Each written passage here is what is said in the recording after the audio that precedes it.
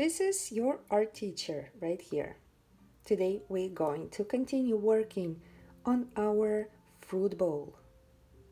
We have drawing of our fruit bowl ready on the paper. And for this project I'm going to be using watercolors. I have my watercolor set right here. I have my brush. I have a glass of water to mix some paint together. You may decide that you want to use something else. It could be dry media.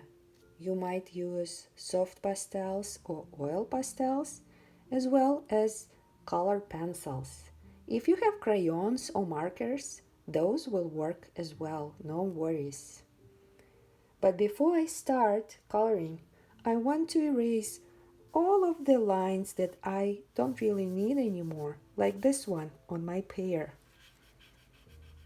I'm just going to use my trusty eraser and remove those.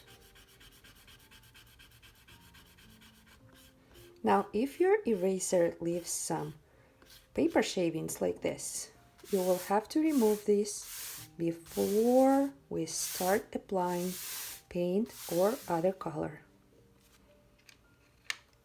I'm going to start by adding some water in all of my colors.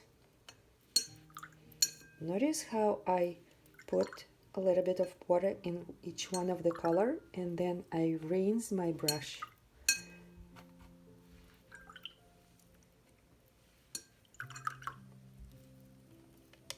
I think I'm ready.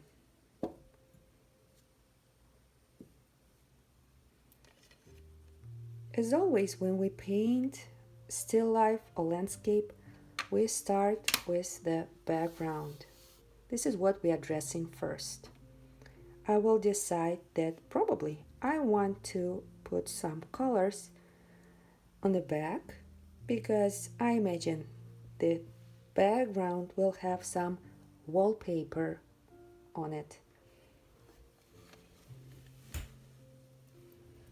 I'm thinking about what colors I can use for my wallpaper, and I want to use something different from the colors of the fruit that I will color later. So I feel like green is perhaps one of the best colors for the background. You might think about different patterns for your background. You don't have to use only one color.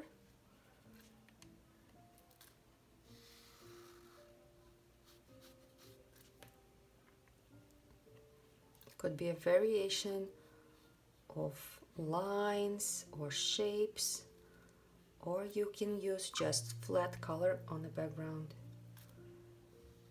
When I say flat color, it means I'm talking about coloring the whole background space with the same paint or pencil.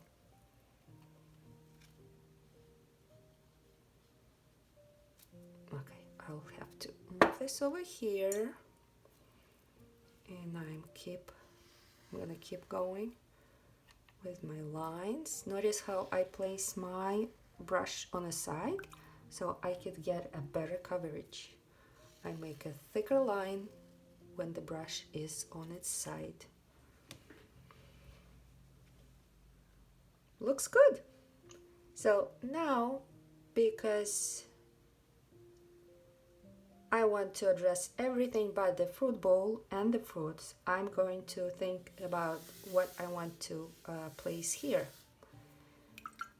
I think I will pick another color. Maybe this time I will go with something red. When I picked up this red color, I thought about those tablecloths that we can see sometimes at different restaurants, and they look like plaid tablecloth. So I'm going to go with diagonal lines for my tablecloth, This time it's a little bit thinner line than the one that I'm using on the wallpaper.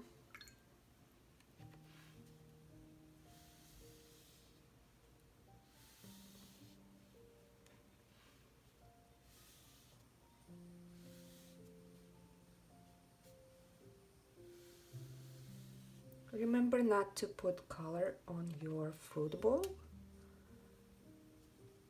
Try to avoid placing any of the background colors on your fruit.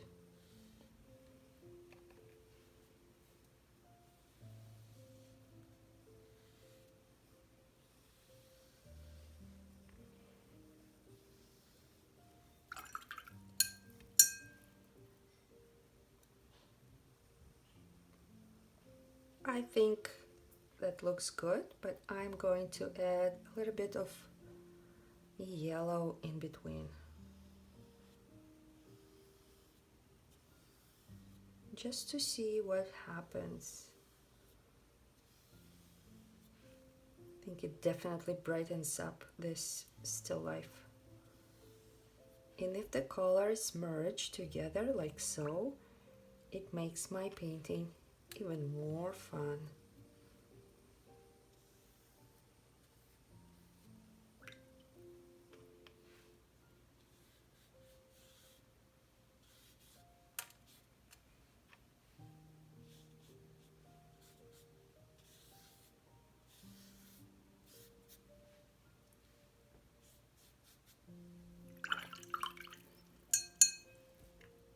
And now I have to decide the colors of my fruit.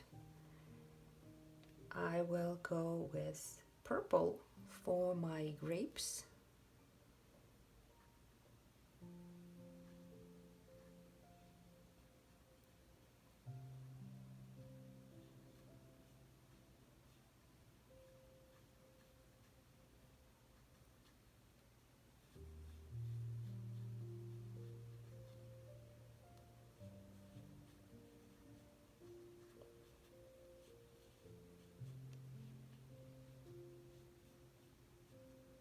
Perfect. Just a little bit more paint over here. Next to my grapes, I see an apple. And I'm thinking yellow, golden.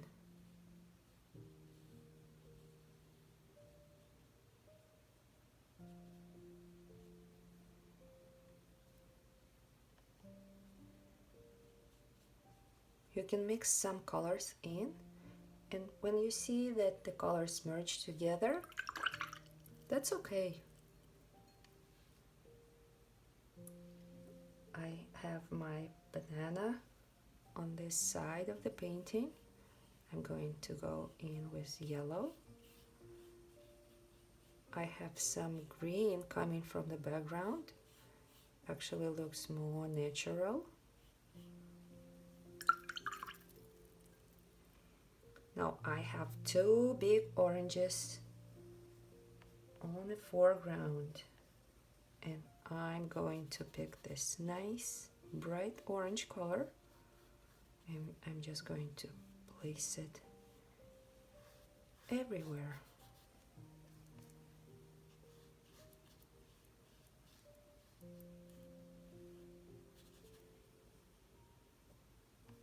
One more. Ooh, looks so yummy.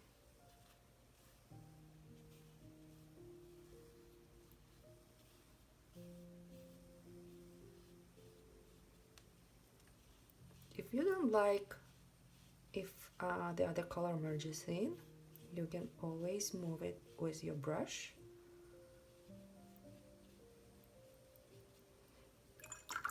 Now the only thing I have to decide is the color for this apple. I'm thinking red. Ooh, nice and bright. I'm going to leave a little bit of the white paper uncovered. because I want my apple to be nice and shiny. It's a little bit darker on one side because of the shadows. Almost done. Let's see what I missed. I still need to color the tiny leaf over here.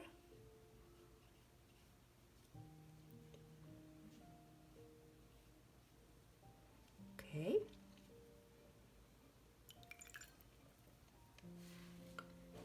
Now I need to think about the color I want for my bowl.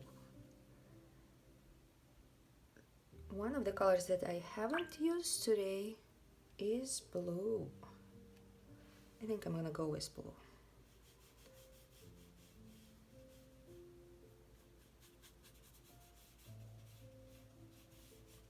So if you guys using watercolors on the thinner paper, you have to be very stingy with the water. Your brush has to be almost dry.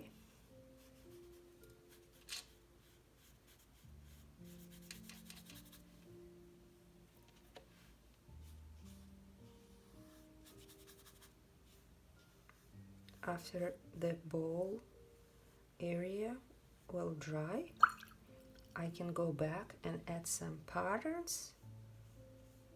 We can add some dots as a decoration part for the bowl.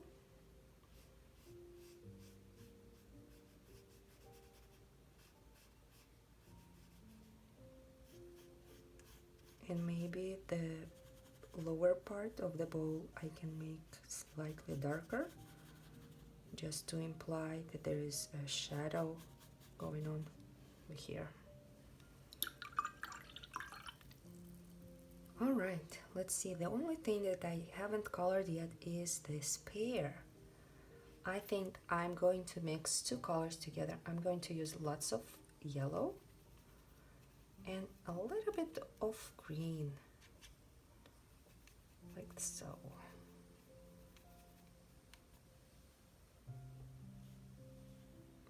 I want my pear to be slightly different from the colors of the background. That's why I don't want to pick yellow or red, but if they by accident merge in, that's okay.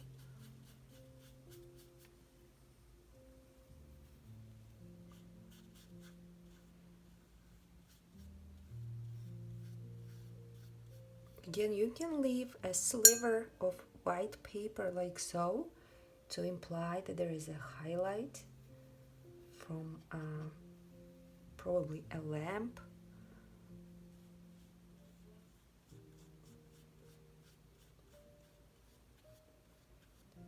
And if you want to take it further, you can definitely make one side of the pear darker. I'm going to try to do that.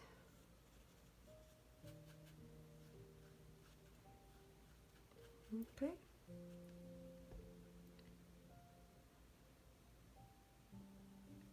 I think it looks lovely. What do you guys think? I'm just gonna go in and add a little bit more color to this edge. So if you noticed, my paper is drawing paper, so it does not take a lot of water, and I start noticing some waves happening because I placed some water on the paper. That's okay, it will still dry and it's going to be okay as long as the paper doesn't rip because of the water. I think it's gonna work just fine. And I think I'm done. What do you guys think? Do you like this project? You can now pause this video and keep working on your still life. I'll see you in the classroom.